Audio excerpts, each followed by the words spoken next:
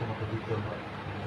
এখন তুমি একটু মন খুলে বলো যে তুমি কবে থেকে কিভাবে তুমি এই লাইনে গেলা, আবার তোমার ফিরে আসার যে চিন্তা ভাবনাটা এটা কিভাবে আসলো, এখন তুমি কি করতে চাও, এই বিষয়টা একান্ত তুমি বলো। এটার উপরে কোনো ধরনের আমাদের তোমার যেটা মনে চায়, তোমার যে অসুবিধা তুমি খুলে বলো, প্রথমে বলো কবে থেকে কিভাবে এর সাথে যাবে। আমি মাদারীপুর চাকরি মসজিদে চাকরি নিলাম। তা ওই মসজিদে যখন চাকরি নেই,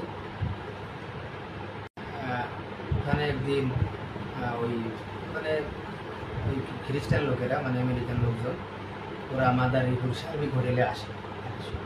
যখন সার্বিক হোটেলে আসে, আসার পরে ওরা বিভিন্ন জায়গা ঘোরে। কলাগাছি নাম করে একটা বাজার আছে মাদারীপুরের ভিতরে, ওই বাজারে এলো আমি একটু মানে চা খেয়ে আমি আসতেছি। তা ইতিমধ্যে ওনাদের সঙ্গে আমার দেখা, ওরা মাইক্রো গাড়ি নিয়ে আসছে, ওর সাথে একটা বাঙালি লোক আছে, নাম হলো মঞ্জু। ওই লোক জিজ্ঞেস করলো আমারে, আমি জাস্ট সালাম দিলাম। সালাম দিলি মানে ওই লোকের যে বিদেশি যে লোকটা আমেরিকান লোক, ওনার মুখে দাঁড়িয়ে আছে। তা আমি ভাবছি যে হয়তো মুসলিম। আমি সালাম দিয়েছি, সালামের জবাব দিয়েছি। জবাব দিলে পরে আমার এই বাঙালি লোকটা জিজ্ঞেস করলো যে তোমার বাড়ি কোথায়। বাড়ি আমার বড় বাড়ি বাগেরহাট জেলা শীতলমারি থানা।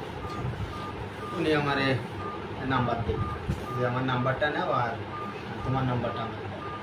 তা আমি হুজুর আসলে বিদেশি লোকজন আসলেই আমাদের বাংলাদেশি মানুষ একটু দেখতে চায় বা ওই প্রতি আকৃষ্ট সম্পর্ক করতে চায় না।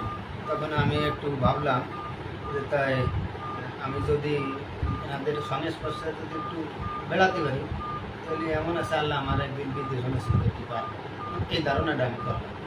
কিন্তু করার পরে আমি ওনাদের নাম্বারটা দিলাম। তারপরে দীর্ঘদিন যাবৎ আমার সাথে কোনো যোগাযোগ নাই, আর আমি ওইভাবে অতটা গুরুত্ব আমি দিই নেই। তারপরে একদিন আমি পর্যায়ে আমি মাটিভাঙ্গা বিয়ে করলাম, মাটিভাঙ্গা গ্রামে আমি বিবাহ করলাম। তা বিবাহ করার পরে ওই যে মসজিদে আমি নামাজ পড়াতাম, ওই মসজিদের মহল্লার লোকেরা আমার মানে না জানা গিয়ে বিয়ে করছি। তো আমার মা বাবারও আমি জানি, শুধুমাত্র আমার দাদি শাশুড়ি আর আমার দাদা শ্বশুর ছিল পাইছি যে মারা গেছে, এনাদের নিয়ে আমি যাই বিবাহ করলাম। কিন্তু আমার কমিটির লোকে জানার পরে আমার মসজিদ থেকে করে দেবো যে ঠিক আছে হুজুর, আপনি যখন বিবাহ করছেন আমাদেরকে জানান নেই, তাহলে আপনি আপনার মতে চলে যান। তো আমি আমার স্ত্রী নিয়ে বাড়ি চলে আসলাম।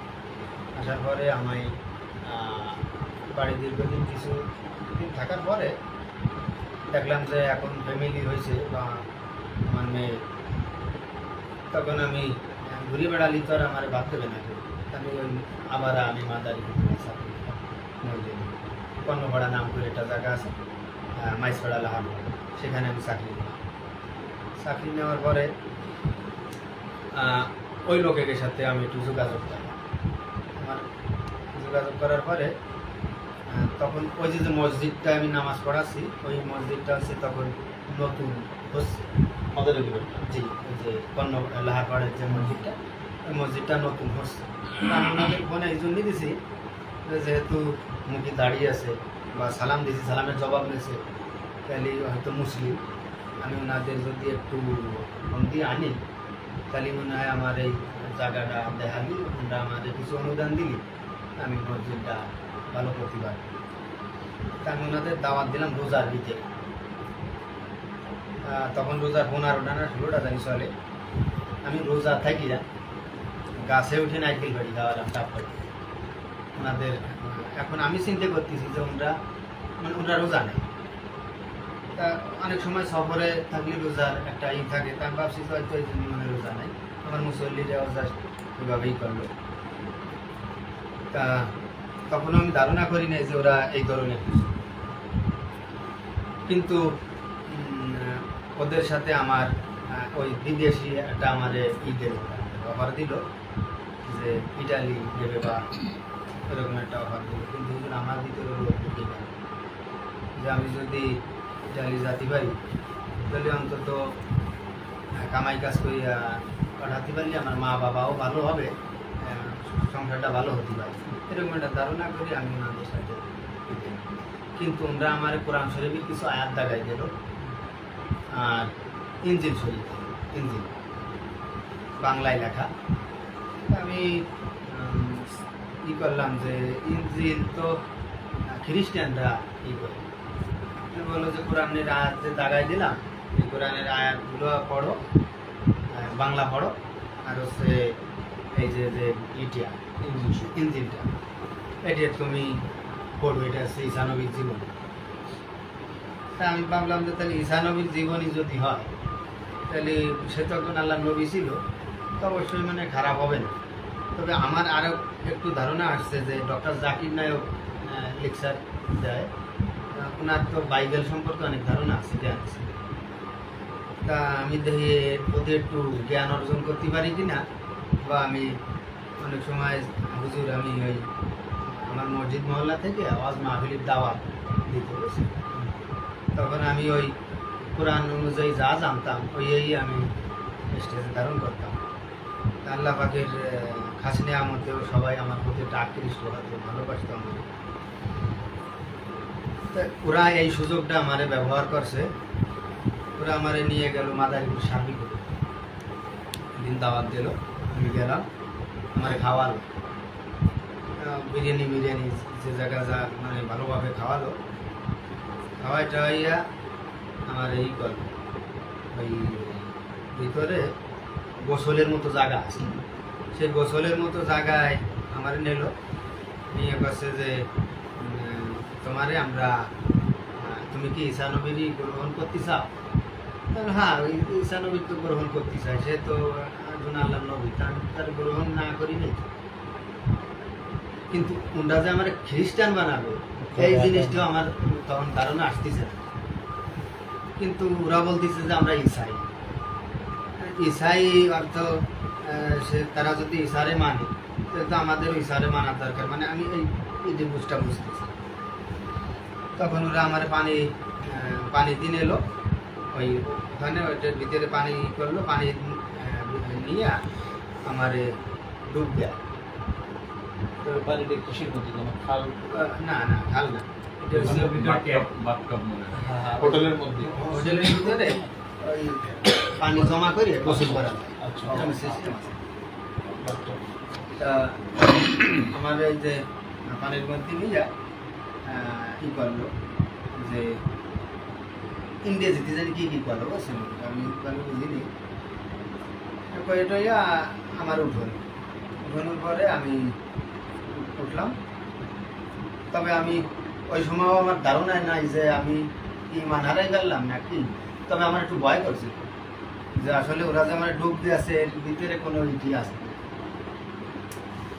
তখন আমি করলাম, করার পরে ওরা আমারে একটা দিল, মানে মাঝে মধ্যেই আমার ডাক ঝিনেদা, যে ঝিনেদা আসো। আসার পরে ওই যে সেই ঈসা নবীর গল্প কিসা কাহিনী যাবি এরকমের হয়। আর ওই আরো মানুষ থাকে, জি জি, আরো মানুষ আছে, আরো মানুষ আছে। তো তারির ভিতরে ওই যে সরোয়ার হুজুর, উনি একদিন আমারে ফোন দিয়েছে যে তহিদ আমার তো চাকরি নাই, তা আমি এরকম একটু ইসির ভিতরে আসি, তো তোমার ওখানে কোনো রকমের কিছু করা যাবে কি? তা আমি বললাম যে ঠিক আছে, তা আপনি আসেন, আমার এখানে আসেন, আমি আপনার একটা চাকরির ব্যবস্থা করি, এই আশেপাশে ভালো একটা মন্দির পাই। উনি আসলো, উনি আসার পরে ওই আমার মুসল্লির কাছে 2 নম্বর নেমে ডাউডা আবি যাবি, কিন্তু উনি আমার বাড়ি কোনোদিনও আসেন, আর আমিও ওনার ছাত্র না। কিন্তু জাস্ট উনি যে আমার বড় বা মুখে দাঁড়িয়ে আছে একজন আলেম, কিন্তু ওনাদের কাছে আমি পরিচয় দিলাম, উনি যেহেতু উস্তাদ বয়সী এই জন্য আমি উস্তাদ পরিচয় দিলাম। ওনার সাথে আগে থেকে পরিচয় ছিল? ওনার সাথে হলো একদিন আমি খুলনা থেকে বাসে করি আমি মাদারীপুর যাই। যখন মাদারীপুর যাই ওনার সাথে আমার দেখা বাসে। তখন আমি জিজ্ঞেস করলাম, সালাম দিয়ে যে হুজুর আপনার বাড়ি কোথায়? উনি বললো যে আমার বাড়ি হচ্ছে এই তোমার সাথে সম্পর্ক আর এই যে ছাত্র উস্তাদ জি। অন্য কোনো সম্পর্ক। এই ধরনের কোনো সম্পর্ক আচ্ছা, বুঝতে পারছি। তারপরে কি হলো তোমার ওই ঘটনায় যাও? হ্যাঁ জি ওই জেনে দেখো যাও মাঝে মাঝে ঘটনা শোনো। জি হ্যাঁ, এখন এরপরে স্টেপ। ওনার ওই এটা 2000 কত সালের ঘটনা বলছো? এই যে তোমার সাথে প্রথম দেখা হলো আর এই যে সার্বিক হোটেলে ডাক, এটা কত কোন সাল? এটা আছে আপনার এই 2020 সালের মনে হয় সার্বিক হোটেলে যে ডাকলো পানি দিয়ে করলো এই ঘটনাটা করোনার সময় করোনার পরে। করোনার পরে আমার ভালো খেয়াল ঠিক আছে? তা আমার ওরকম ডাকতো আমি যেতাম। তা আমি কর্ণপাড়ার থেকে আসার পরেও আমার দীর্ঘদিন চাকরি ছিল। এখন হুজুর আমার ওই শহীদ পানি নাহের পানি এক জায়গা হচ্ছে, আমি তাহাজুদ নামাজ শরীরে আল্লাহ কাছে আমার একটা ভালো একটা ব্যবস্থা করে দাও যাতে আমি আমার মা বাপ নিয়ে স্ত্রী নিয়ে আমি থাকি পারি। তা আমি ওনারা এই সুযোগটা ব্যবহার করলো, ওনারা আমার ডাক জেনে ডাকে আর ওই 2000-3000 টাকা আমার খরচ চলে যেত মোটে। জি যেদিন ঢুকতে হয়েছিল ওই দিন টাকা পয়সা দিত? হ্যাঁ ওই দিন আমাদের মানে ওই যাতায়াত খরচা 1000 টাকা দিচ্ছে। আর লোক দিয়েছিল জি তখন আমি ওই আমার মনে তৈরি রয়েছে যে যদিও একটু দেরি হয় তাই আমি যদি নানাদের সাথে থাকি যদি আমি জাতিবাদ দিতে তাহলে অন্তত আমার ফ্যামিলি ইটে ভালো হবে এরকম একটা চিন্তা করি আপনাদের বলতাম। তো জাস্ট এই যে 2-3 মাস ধরে ওনারা ওনাদের কাছে মানে ওই যে খ্রিস্টানের টাই ওই অনেকগুলো বই আমাদের দেওয়ার পরে ওই ওরা আসতো, ওরা আসার পরে ওর মোবাইলে ই করতো ভিডিও করতো। তা ওই আমার বলতো যে এইভাবে পড়বা, এইভাবে সবাই নিয়ে মোনাজাত করবা, এইভাবে সবাই নিয়ে ঢুকে গেছে।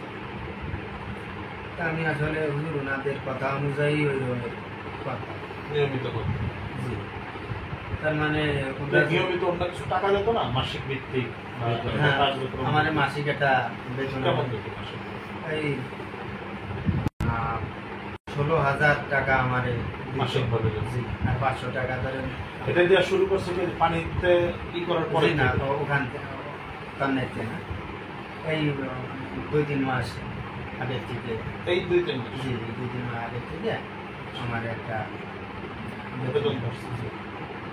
তখন আমি ওই যেতাম ওই বেতন নিয়ে আসতাম বেতন আনতে ঝিনাইদহ যাওয়া লাগতো? জি ওখানে কি আরো বিভিন্ন ট্রেনিং করাই কোর্স বা প্রশিক্ষণ দেওয়া দেওয়ার সিস্টেম? হ্যাঁ ওখানে শিখে করা তো কি যে মুসলমান হোক বা হিন্দু হোক মানে ওরা কেউরি কোনো ই করে না বুঝছে, ওই সবাই খ্রিস্টান বানানোর জন্য দাওয়াতি কাজ। দাওয়াতি কাজ। আচ্ছা, তারপরে তোমার বেতন যেত মাসে 16,000 করে? জি আচ্ছা, তখন আমি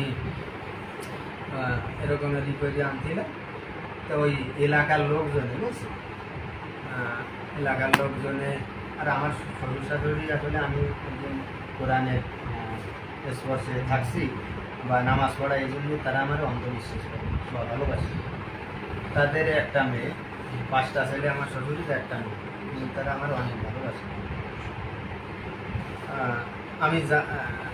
আমি যা কই তারা তা শুনতেও রাজি গেছে।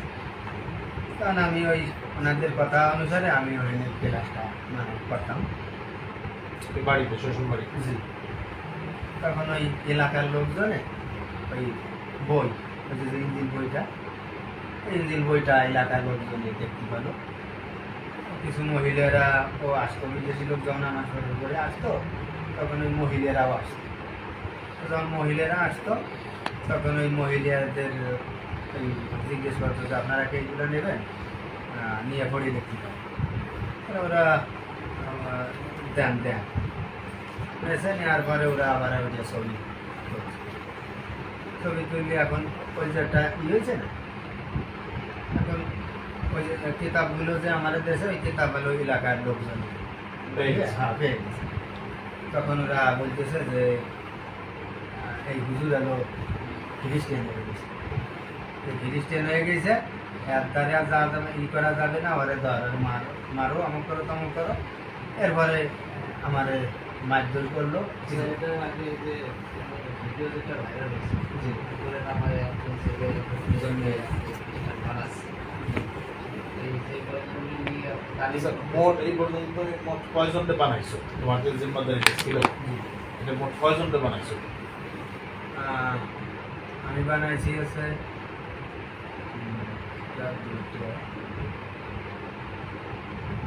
তিনটে, আর তিনটে হয়েছে। তার ভিতরে একজন এক হুজুর, উনি কি করছে তো, উনি বড় হুজুরের কাছে যাইয়া আসলে উনিও বুঝতে পারিনি যে আসলে ওনারা কী করে। তখন ওই হুজুরকে নিয়ে আমি গেলাম হচ্ছে ওনাদের কাছে। খ্রিস্টান বানালে একজন কত টাকা বর্তমান জবাব লাগবে টাকা দিতে এই ভিডিও তো না যে এই কয়জনকে বানাইছি এরকম একটা তাদের একটা কারগুজারি দিতে হতো না যে আমি এই কয়জনকে বানাইছি। জিজ্ঞেস করতো যে আপনারা কয়জন কানে কয়জন কাছে শেয়ার করছে আর কয়েকজন যে এই পথে আছে, এরকম একটা জন প্রতি একটা ভাতা দেয় তো না যে একজন হলে দুজন হলে। তা তা দিত না, আমার দিত না। তাই আমি ওই যে তিনজনের যে ই করছি ওইটা একটা ওরা ই করছে, ভিডিও করছে, এবং ওই আমার মোবাইলটা নিয়ে ওরা ওটা ভিডিও করছে। তখন করার পরে ওই আমার মোবাইলের ভিতরে ঢুকে গেছে। তার হয়ে গেলে পরে ওই ধরেন আমার মনে তো খোলম দি নাই, আর আমি ওটা মানে কাটি না, বুঝছো, ওটা ওইভাবে রয়ে গেছে। তখন ওই ওখানে যে আলেম সবরা আসছিল, তাই হুজুরটা আমার মোবাইলটা নিল, বললো যে হুজুর আপনার এটা পাসওয়ার্ডটা বললো। তার পাসওয়ার্ডটা বললাম, বলার পরে ওটা ওটা দেখতে পারলো। তখন ওটা আগে থাকলো, তখন যাবার পরে ওটা আমার যা কিছু মারধর করার পরে এখানে হাজি সাহেব আছে। তো ওই হাজি সাহেব বললো যে এনারে গায়ে হাত দিয়ে না, এনারে যে মারবা তাহলে কিন্তু আমার গায়ে হাত দেওয়া। তখন ওরা আমার নিয়ে মসজিদে রাখলো, হেফাজতে রাখলো, যাতে জনগণের না মারতে পারে। এটা কি মাদারীপুরে? জি, আপনার শ্বশুর বাড়িতে একবারই মারলো না নাকি? ওই আমার শ্বশুর বাড়ি মাতারি, ও আচ্ছা। ওই মাটি বাঙ্গারিয়া। শ্বশুর মেয়ে একটু সামনে আসেন, আচ্ছা, শ্বশুর হিসাবে একটু সামনে। তখন ওই আমাদের রাখলো, কিন্তু আমরা ওই জায়গায় যদি সহযোগিতা করতে যাই আমাদের তাহলে আমরাও মরি যাই, এই জন্য আমরা ওইভাবে করতে পারিনি। আমার মসজিদে নিয়ে রাখলো, তারপরে পুলিশ ওই যে ওই ভিডিওগুলো নেটে ছাড়িয়ে দিল, আর ওই যে আমার এইগুলো নেটে ছাড়িয়ে দিল। তারপরে তো এই পুলিশ যে তুমি বিপদে পড়তা, তাহলে এটা ওরা জানতো না, জানে ওরা সহযোগিতা করার আশ্বাস দিত না? তারা ওরা হ্যাঁ, ওই পুলিশে ওরা আমার আশ্বাস বলতা না যে আমার তো এরকম ভয়, এরকম পরিস্থিতি আছে। মানে আমার প্রতি ওই রকম কোনো চাপ আগে আসেনি, বুঝছো? কিন্তু এই যে বইটা সবাই কাছে গেছে না, মহিলারা এসে একটা হয়েছে যখন, তখন তো বেশি তার গ্রামের দিকে ছড়াছড়ি হয়েছে। যখন ছড়াছড়ি হয়ে গেছে তখন আমার ওই আলিম সাহেবরা ওরা করলো, ওরা আসলো, মেলা লোকজন নিয়ে আসলো এলাকার, এক এক রকমের কথা বলে, মাতৃ এসে মাতৃ লাগে। তখন ওরা আমাদের মসজিদে হেফাজতে রাখলো, রাখার পরে পুলিশকে ফোন দিল, আর ওই ভিডিওগুলো আর কি ভাইরাল করে দিল।